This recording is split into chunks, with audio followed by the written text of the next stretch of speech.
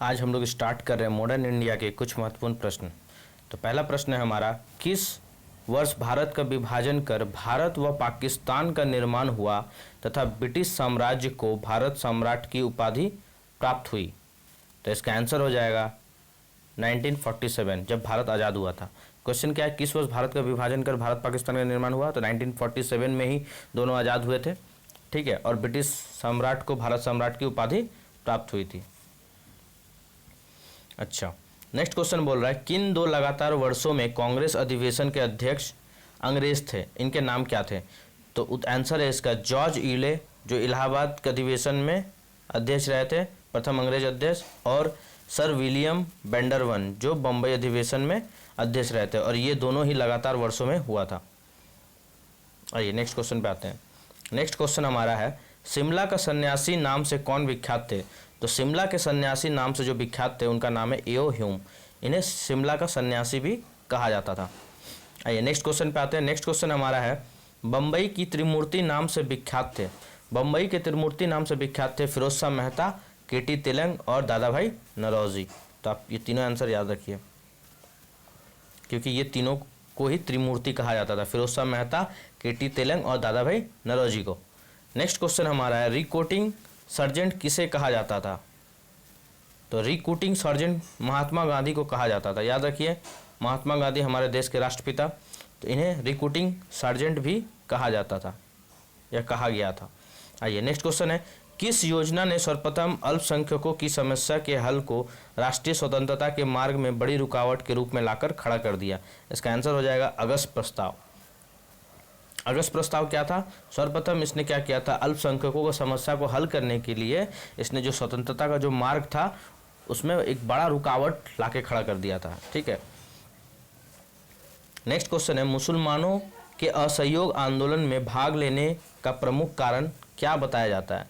जो मुसलमान थे उन्होंने जब असहयोग आंदोलन में भाग लिया था तो इसका प्रमुख कारण क्या बताया जाता है? इसका प्रमुख कारण बताया जाता है खिलाफत आंदोलन से मिला सहयोग, ठीक है। तो इसका प्रमुख कारण ये था कि तुर्की के जो खलीफा थे उसको अंग्रेज़ों ने उसका पद समाप्त कर दिया था, तो मुसलमान इसलिए एकजुट होकर, ठीक है, खिलाफत आंदोलन चला रहे थे। इसीलिए मुसलमानों को एकजुट करने के लिए गांधी जी ने क्या किया था, मुसलमानों को एकजुट करने के लिए गांधी जी ने खिलाफत आंदोलन को असहयोग आंदोलन में जोड़ दिया था। नेक्स्ट प्रश्न हमारा है, भारतीय रियासतें शेष भारत से अलग होकर नहीं रह सकती। रियासतों के भविष्य का निर्धारण करने का अधिकार जिस जनता को है वह जनता निश्चय उन रियासतों की होगी। यह कथन किसका है? ये कथन था हमारे पहले प्रधानमंत्री जवाहरलाल नेहरू जी का। आइए नेक्स्ट प्रश्न पे चलते हैं। नेक्स्ट प्रश्न है, जालियांवाला बाग हत्याकांड 1919 के विरोध में किस एक भारतीय ने गवर्नर जनरल की कार्यकारिणी परिषद से त्यागपत्र दे दिया था? तो आपको पता है कि 13 अप्रैल 1999 को जालियांवाला बाग हत्याकांड हो गया था, रौलत एक्ट के विरोध में जो सभा चल रही थी, जिसमें जनरल ओडायर ने क्या किया था, गोली चलाने का ऑर्डर दिया था और बहुत सारे लोग मारे गए थे भारतीय।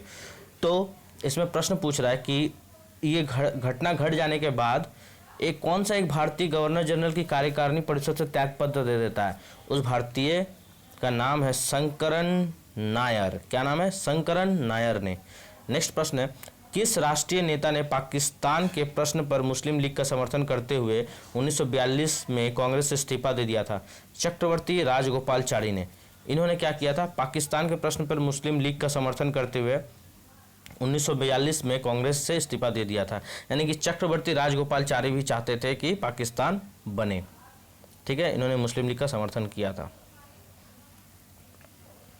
आइए नेक्स्ट प्रश्न है, हालात की मजबूरी थी और यह महसूस किया गया कि जिस रास्ते पे हम चल रहे हैं उसके गतिरोध को दूर नहीं किया जा सकता, अतः हमको देश का विभाजन स्वीकार करना पड़ेगा। ये कथन किसका? ये कथन है पंडित जवाहरलाल नेहरू जी का, भारत के प्रधानमंत्री। इनका क्या कथन था कि हालात की मजबूरी थी और यह महसूस किया गया कि जिस रास्ते पे हम चल रहे हैं उसका द्वारा गतिरोध को दूर नहीं किया जा सकता और हमको देश का विभाजन स्वीकार करना ही पड़ेगा। ये नेहरू जी का कथन था, इसको याद रखिए, ठीक है।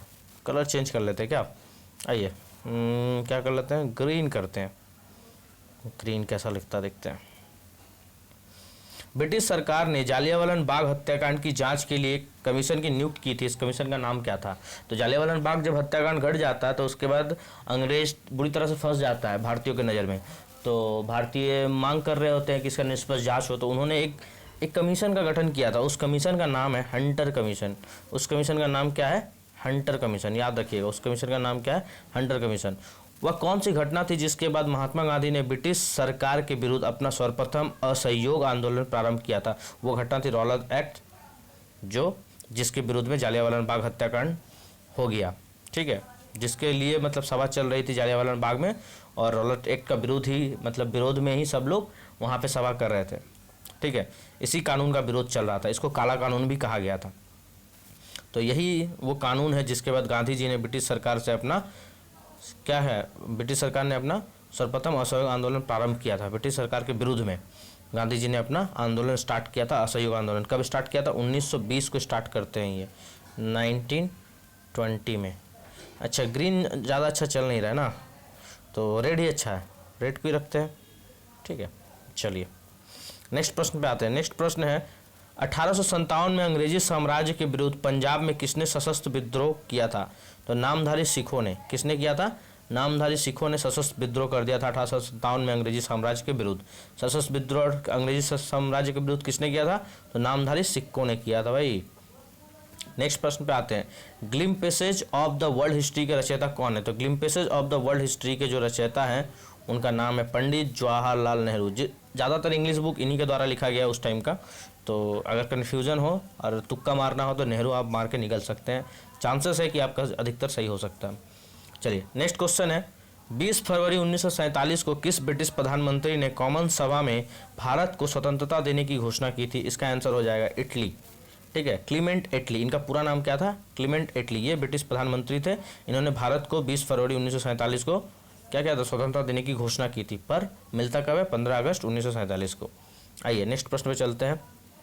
नेक्स्ट प्रश्न हमारा हो जाएगा भारतीय राष्ट्रीय आंदोलन के दौरान, नहीं उसके पहले क्वेश्चन है 1905 ईस्वी में बंगाल का विभाजन किसके द्वारा किया गया था? तो सबको पता है लॉर्ड कर्जन। बहुत आसान सा क्वेश्चन है। और इसी के बाद 1906 में क्या होता है? मुस्लिम लीग बनता है, और 1907 में सूरत अधिवेशन होता है जहां कांग्रेस गरम दल और नरम दल दो भागों में बढ़ जाती है।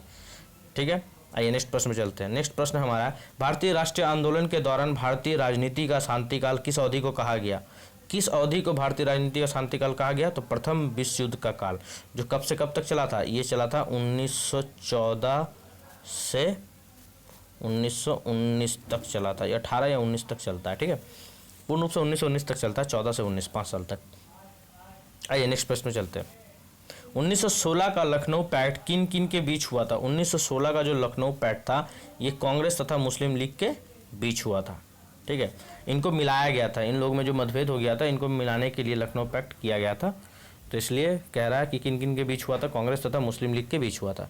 आइए नेक्स्ट प्रश्न है हमारा दिवाली घोषणा के तहत भारतीयों को डोमिनियन स्टेट देने तथा गोलमेज सम्मेलन के आयोजन की बात कही गई थी।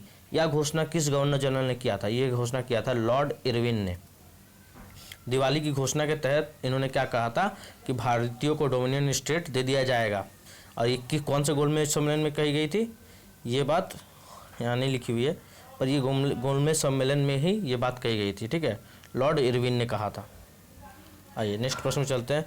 किस व्यक्ति ने गांधी जी के नमक सत्याग्रह की तुलना नेपोलियन के एल्बा के पेरिस यात्रा से की थी? कौन सा ऐसा व्यक्ति था जिन्होंने गांधी का जो नमक सत्याग्रह है, जो कहाँ साबरमती से, गुजरात के साबरमती से लेकर दांडी तक चलती है, इसको नेपोलियन की एल्बा से पेरिस की यात्रा से तुलना किया था। ये किया था सुभाष चंद्र बोस ने। ठीक है, हम लोग के आज़ाद हिंद फौज के संस्थापक सुभाष चंद्र बोस ने ऐसा कहा था। आइए नेक्स्ट प्रश्न है किस उपलक्ष्य में अंग्रेज सरकार ने महात्मा गांधी को कैसरे हिंद सम्मान से अलंकृत किया था? प्रथम विश्व युद्ध में ब्रिटिश सरकार की अभूतपूर्व सहायता करने के उपलक्ष्य में। जब प्रथम वर्ल्ड वार स्टार्ट हो जाता है, फर्स्ट वर्ल्ड वार, तो अंग्रेज भारत के पास मदद मांगते हैं, तो गांधी जी ने उनको समर्थन देने का निर्णय लेता है। गांधी जी उनको समर्थन इसलिए देना चाहते हैं क्योंकि वो सोचते हैं कि हमारी जो मतलब ये है हेल्प से उनको कुछ भला हो जाएगा, तो वो फिर हम लोग को आज़ाद कर देंगे। पर अंग्रेज ऐसा करते नहीं है, वो हमारा फ़ायदा लगातार उठाते रहते हैं। गांधी इरविन समझौते को भारतीय इतिहास में एक महत्वपूर्ण स्थान प्राप्त है। इस समझौते को अन्य किस नाम से जाना जाता है? गांधी इरविन समझौता 1931 में हुआ था पहली बार, जिसमें पहली बार गांधी ने भाग लिया था, ठीक है, 1931 ईस्वी में। तो इसका एक और नाम है दिल्ली समझौता। क्या नाम है? दिल्ली समझौता। और अगर पूछेगा क्वेश्चन कि देखिए गोलमेज सम्मेलन 3 हुए थे, 1930, 1931, 1932, बोलेगा तीनों गोलमेज सम्मेलन में किसने भाग लिया था? तो तीनों गोलमेज सम्मेलन में भाग लिया था डॉक्टर BR अम्बेडकर। गांधी सिर्फ दूसरे में भाग लेते हैं, ठीक है। कांग्रेस मतलब प्रथम और तीसरे गोलमेज सम्मेलन से बॉयकॉट करती है। आइए नेक्स्ट क्वेश्चन है, किस विदेशी को कांग्रेस का 2 बार अध्यक्ष बनने का गौरव प्राप्त है? तो विलियम वेंडरवन को कांग्रेस का 2 बार अध्यक्ष बनने का गौरव प्राप्त है, ठीक है। ये एक विदेशी व्यक्ति थे, ये 2 बार कांग्रेस के अध्यक्ष बने थे, क्योंकि ये क्या थे, कांग्रेस की नीति के समर्थक थे, इसलिए इनको 2 बार मौका मिला था अध्यक्ष बनने का। आइए नेक्स्ट प्रश्न में चलते हैं। मोहम्मद अली जिन्ना के लिए सर्वप्रथम किसने कायदे आजम की उपाधि का प्रयोग किया? जिन्ना को कायदे आजम कहा था महात्मा गांधी ने, ठीक है। इन दोनों की काफ़ी बनती थी उस टाइम, तो इन्होंने जिन्ना को क्या कहा था? कायदे आजम है भाई ये तो। चलिए नेक्स्ट क्वेश्चन पे आते हैं। इटली मंत्रिमंडल ने 1946 यानी 1946 में कैबिनेट मिशन की नियुक्ति की। इस मिशन का अध्यक्ष कौन था? Sir John Pethick Lawrence. 1946 में जो कैबिनेट मिशन आया था, ये जो प्रस्ताव लाया गया था, इसमें 3 व्यक्ति थे, जिसमें से सबसे हेड जो था, जो अध्यक्ष थे, वो थे सर जॉन पैथिक लॉरेंस। किसने कहा था मैंने ब्रिटिश साम्राज्य का विघटन करने के लिए प्रधानमंत्री पद ग्रहण नहीं किया? विंस्टन चर्चिल ने, ठीक है। विंस्टन चर्चिल ने कहा था मैंने ब्रिटिश साम्राज्य का विघटन करने के लिए प्रधानमंत्री पद का ग्रहण नहीं किया, विंस्टन चर्चिल, ठीक है। ये उस भारत की आज़ादी के बाद बनने वाले ब्रिटिश के प्रधानमंत्री थे। अच्छा नेक्स्ट क्वेश्चन बोल रहा, लास्ट क्वेश्चन है ये कि भारत को स्वाधीनता के समय महात्मा गांधी कांग्रेस में क्या थे? भारत की स्वाधीनता के समय महात्मा गांधी कांग्रेस में क्या थे? तो वे कांग्रेस के सदस्य ही नहीं थे, वे कांग्रेस के सदस्य नहीं थे। भारत जब स्वाधीन हो रहा था तो महात्मा गांधी कांग्रेस में क्या थे? वे कांग्रेस के सदस्य नहीं थे, वो कांग्रेस की सदस्यता त्याग चुके थे, ठीक है। लास्ट प्रश्न है इस सेशन का, प्रश्न है बहादुर शाह द्वितीय को किसने गिरफ्तार किया था? 1857 की जब क्रांति हुई थी ना, तो बहादुर शाह जफर द्वितीय ने भी दिल्ली से भाग लिया था, तो इनको गिरफ्तार किया था हडसन ने, ठीक है, हडसन ने। होप आप सभी को पसंद आया होगा। पसंद आया तो चैनल को सब्सक्राइब करिए, लाइक डिसलाइक आपके ऊपर है, आपके ऊपर छोड़ता हूँ, ठीक है। और मिलते हैं नेक्स्ट वीडियो पर। Thank you very much.